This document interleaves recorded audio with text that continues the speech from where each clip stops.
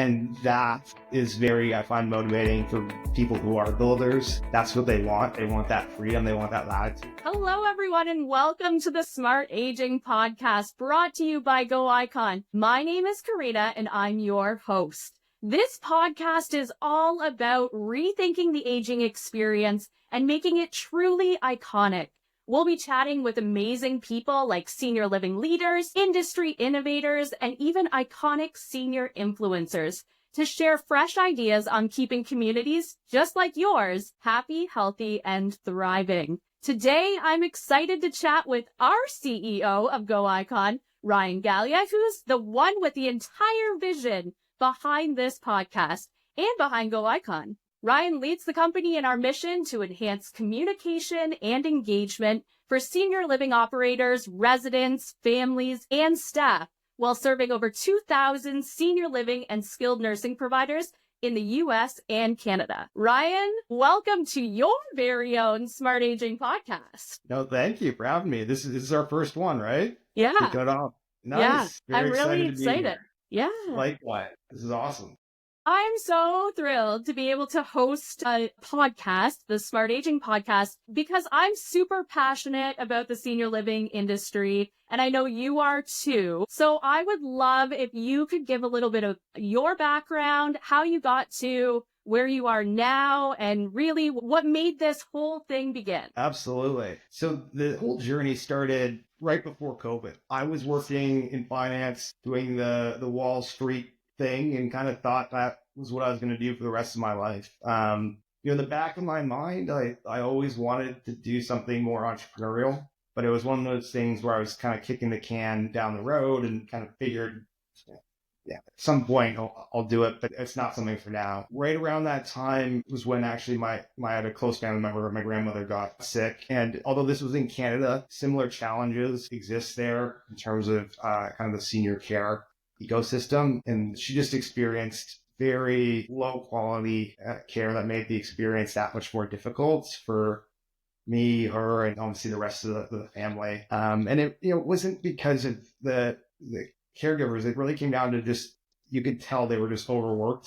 There wasn't enough staff to provide a good experience and provide an experience beyond just the care. There wasn't much else for her to do to spend her time. And so saw that and felt pretty passionate that there was definitely something to be done here. And ultimately, when she passed away, felt almost compelled that, and as if I had a purpose now to make a difference. And, she had said to me, she was quite young when she passed away, that she, to take advantage of the time you have now, because you never know what's going to happen. And so that, when she had said that to me, it really sunk in. So that, combined with her experience, led me to quit my job. Didn't know how to start a company from scratch, but I didn't finance, so I knew how to invest. So I went out and raised some money with the goal of finding a company that I could acquire and use as the foundation to build the vision. And ultimately, we did the first acquisition, a company called VoiceFriend. It was a communication platform used across senior living and skilled nursing, more traditional style communication, think phone calls, text messages, and emails. Very, very great used and legacy platform in the industry. And then followed that up shortly after with the acquisition of CareMerge, which was two pieces of the business, a resident engagement platform and a clinical business. We ultimately acquired the resident engagement platform, merged it with the VoiceFriend product suite, and created GoIcon. We purposely picked the icon portion because we wanted people to be able to paint whatever they wanted on it. It was kind of like a blank canvas and left a lot of room for creativity. We weren't going to be hampered down by the name we chose. And then the Go we added recently to kind of, it's more action oriented, it's more energizing, and I think that reflects kind of what we're trying to do here. And since then, we've been really focused on building out the platform. Obviously, smart aging is a big part of that, and what this podcast is even named after, but also just kind of rebuilding some of the older parts of the suite and really trying to create a one-stop platform to help deliver a phenomenal aging experience to all your residents, whether that's grandmas in my case or grandfathers, moms and dads, and to make it very simple and easy to do that with the limited resources that you have. Yeah. So thinking about the smart aging portion of this, obviously that's the name of the podcast that we have right now. It can mean a lot of different things to different people, smart aging. For you, what do you think of when you say the word smart aging? Yeah, so we were very deliberate with when we kind of trademarked that term and decided to brand all of our kind of AI product suite under that name. We purposely didn't use the word AI in there um, because it's not the technology; it's what we're trying to achieve that's important here. And obviously, AI in of itself carries a lot of baggage with itself. There's a lot of misconceptions and fear around how that technology works. And so that word smart is very important because essentially what we're trying to do here is leverage technology in an intelligent way to make senior lives better.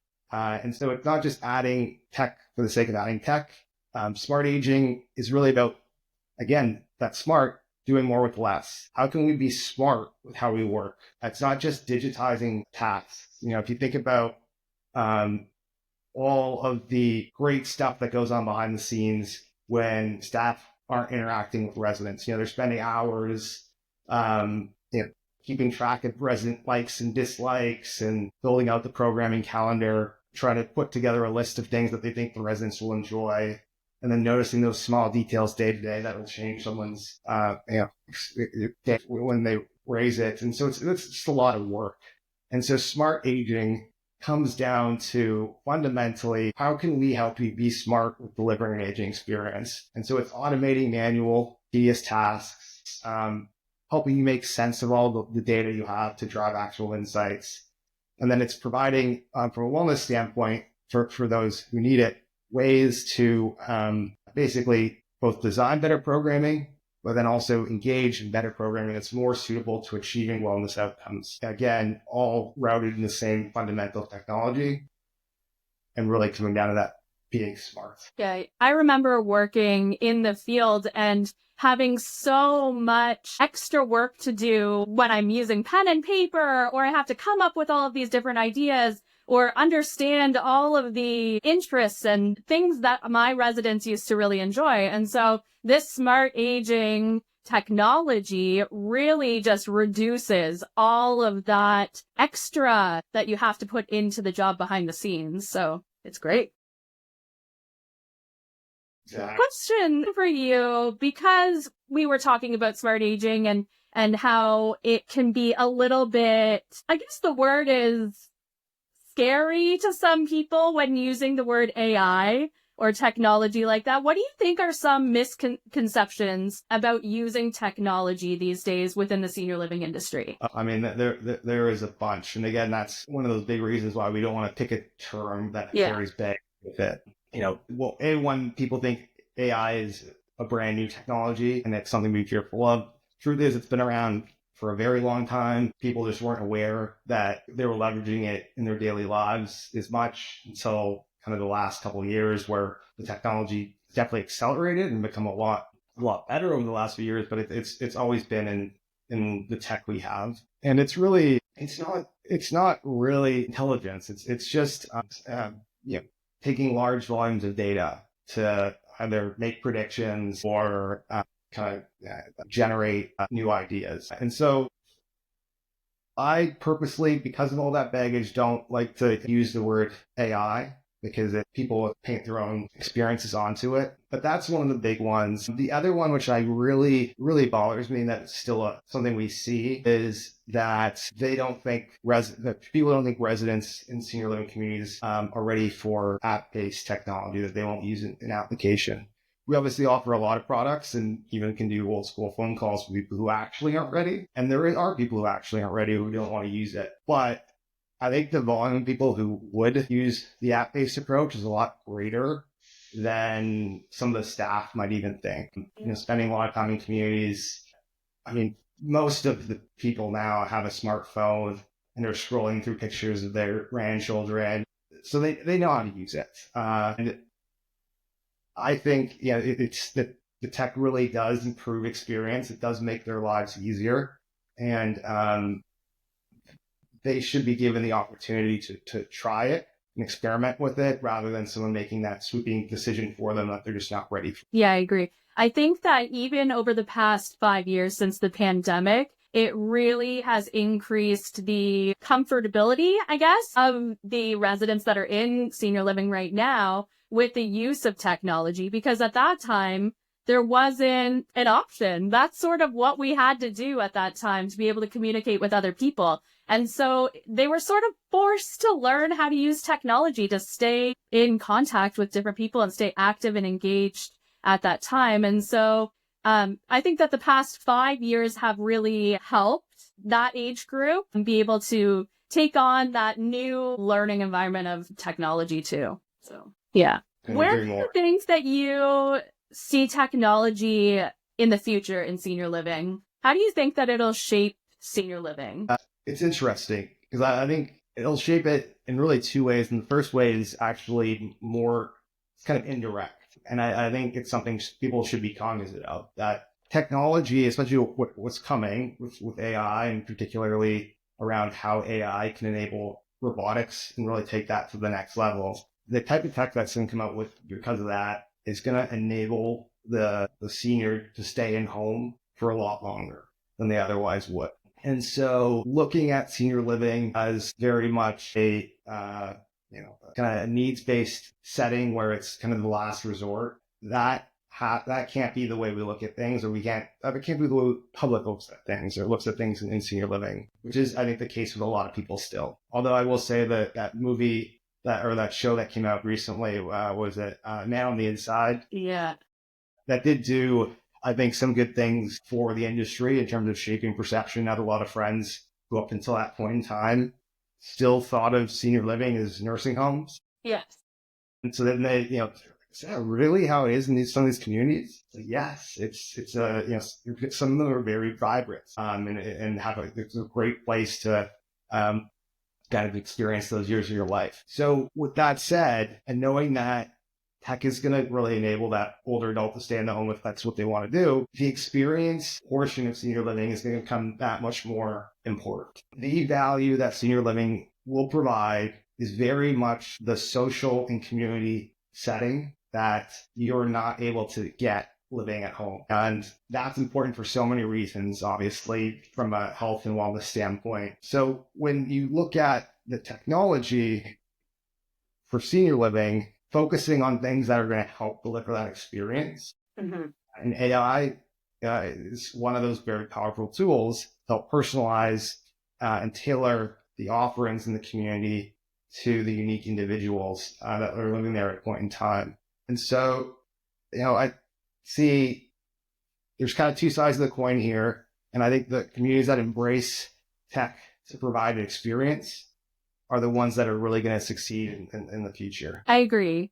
I agree that a Man on the Inside, first of all, totally changed the perception of what retirement living is. I also had quite a few friends that thought that it was mainly a nursing home. And I said, it's more like a resort than a nursing home. We've got pools. We've got, activities all day long. We've got restaurants. We've got different classes you can take. So it was really nice to have that show come out to just change the way people think about senior living and retirement as a whole. And so I wanted to also touch on a little bit about communities. What do you think would be one simple thing that a community could do right now to really enhance the aging experience? Yeah, I think the biggest parts of the experience, and you kind of saw it, not go back now on the inside, there were some examples of this going on in that show, and that's really you got being intentional about about connection and the small things that happen day to day, and these micro interactions, if you will. And so it's very easy to really shape somebody's experience by doing these little micro things. So whether it's connecting to residents who otherwise wouldn't have met, but have shared interests, or maybe that wouldn't have ever come out, and making that connection, or, when it's somebody's birthday, knowing that their favorite cake is mint. It's those little micro things that really put a smile on people's faces, and help build community that it's not a ton of effort to do. It's just a matter of kind of keeping it front and center, front of mind, to be able to do it when the time's right. You've mentioned a lot in different meetings in the past and different documents and things that have come out about unreasonable hospitality. I just recently started listening to the audiobook and I'm really enjoying it. And it's really interesting just to note how the tiny things make such a huge difference. And I think that's sort of what you were talking about just now, right? Is that where you were going with a little bit? Exactly. Yeah. Yeah. I mean, that's a phenomenal book. And I think both from a customer service standpoint, but then also in our own product, something that I'm really trying to drive home and embody in everything we do. But that is exactly the central message of the book, is really the power of those small touches, which they call unreasonable hospitality. Yeah. It's something that you definitely have mentioned to the team quite a bit. So it's something that I keep in the back of my mind anytime that I'm connecting with anybody, any of our customers, anybody that's working in the senior living industry, and in general too, because those moments really matter. But looking at our team, the team that you've built here at GoIcon, what do you think that the key is to creating a team that is successful, but also really innovative and creative and motivated? How did you create this team? And then how do you keep them motivated to create really amazing products or services? Yeah, I think for us, it's come down to the team we built, and that's kind of a product of the culture and hiring around that culture. I think, we try to provide a very environment where people can be very action oriented and doers. I think those who kind of have excelled with us and really helped us in pushing and innovating are those who can kind of see challenges and come up with ideas and take action, and get things done. And I think those who aren't afraid to move fast, experiment, execute, and can push those boundaries are really the ones driving us forward. And we've been really fortunate to have a team of folks that do just that. And so it really comes down to that action-oriented nature of the team. And then how do you keep them motivated? Oh, yes, that's exactly. So my philosophy, at least, and why I kind of, it's really built around that type of person, is to provide the ability for everyone to kind of be entrepreneurial and kind of be their own mini entrepreneur within the larger business. And that is I find motivating for people who are builders. That's what they want. They want that freedom. They want that latitude. They want to see their ideas kind of blossom and become reality. And so I think that combination is very motivating to people and keeps them very much engaged around mission. So a combination of that, and then obviously those who are passionate about what we do and having that impact, is the kind of the combination of people that is kind of attracted to work here. And it helps us excel. Yeah, I agree. I definitely think that you've created a culture where people are able to have that freedom to try things and really experiment and dig their hands into things and create amazing products out of that. With that said, we have a lot of products on the go and we have a lot in the roadmap. Can you give us a sneak peek of anything that's coming up in the future? Ooh, that's a good one. Obviously, I don't want to reveal too much. I'll say on the smart aging standpoint, from that product suite, there's going to be some bigger releases, kind of going to trickle them throughout the year. They're very much focused on workflow automation and making staff more productive, able to get things done with much effort. And then we are building out a lot more of our kind of, I would call, more hospitality style functionality as well, going back to becoming more of that resort style experience, providing and having tools that help elevate that. And so a little sneak peek. No, you're not giving too much information out there, but there's a little bit for sure. Exactly. If you could change anything about the senior living industry at all, what would it be? That's a great question. I think I think we're doing a lot of things right. I think the industry has progressed leaps and bounds relative to where it was. I think what I'd like to see, and where I do see some operators pushing the bounds and kind of doing this already, is focusing on kind of the same idea, the microcosm or the micro aspect of the resident experience. And what I mean by that is a little different than what I was saying before. It's more, there is very much this cookie cutter mentality in senior living still, where you have playbooks for certain markets and certain brands, and you have very similar activities offered across all those brands, and it's not tailored to the people in that community. And so I'd really like to see people organically at the community level building out their identities within these larger brands. And so tech can obviously help that, but it's really identifying what makes the community unique, and that's oftentimes the people who are there. And how can we amplify that reach and really shape this into a true community, a truly unique organic community, versus one that's kind of top down. Yeah, I think that everybody that is working on the community level definitely is going into the work that they're doing because they want to feel purposeful. They want to be able to care for others. They want to be able to be creative. They want, all of those different things. And they all come in with a different reason why they are there. I would love to know your why you are doing what you're doing. Really, it comes down to my grandmother again. Seeing her struggle, being able to relate that and see that experience in others, and wanting to really help anybody, whether they have a big budget or a small budget, deliver a great experience that's tailored to the folks in the community at that point in time. Nice. And my last question to you would be, what would you love our listeners to get out of this Smart Aging podcast? After interviewing lots of different people throughout the podcast episodes that I'll be doing in the future, what's something that you would really love for them to be able to take away from this podcast? My biggest thing is, maybe it's one tidbit per episode, but something that sparks creativity in them, something that maybe they had never thought of, or it's framed in a way that is providing a new perspective.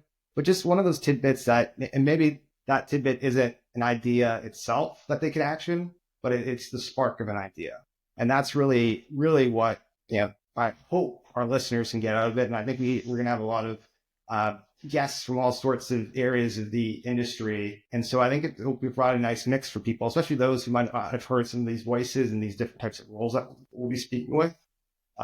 To get that spark, that little energy to be creative. I'm excited to chat with a lot of the communities that are already using GoIcon to just be able to learn what they're doing down at the community level for their residents and what experiences that they're creating, and really provide the resources to other people that are out there as well, just to give them, like you said, give them ideas and spark some creativity. So I completely agree there. I think this will be really fun in the future, and I am very excited about it. So thank you for letting me host this. No, I'm excited to have you doing this, and really excited to listen to the podcast coming up. I know you have a good list of guests lined up, so it's really exciting to see, and can't wait to listen to those upcoming podcasts. Ryan, any last words that you would like to say to our listeners at all? I'll just reiterate that the last point I said again, and it's just because things are done a certain way doesn't mean that's always how they have to be done. And I think that sums up nicely everything that I kind of stand for and represent, whether it is that spark to change something or is being a doer. But it really comes down to think outside the box. And I think doing that is what's going to really make our industry jump out to the next level. I love that. I think that is the perfect place that we should end this episode of the Smart Aging podcast. Ryan, thanks so much for hopping on here with me today. It has been a pleasure speaking with you. And I can't wait to do more of these. Yep. Thank you for having me. I'm excited for more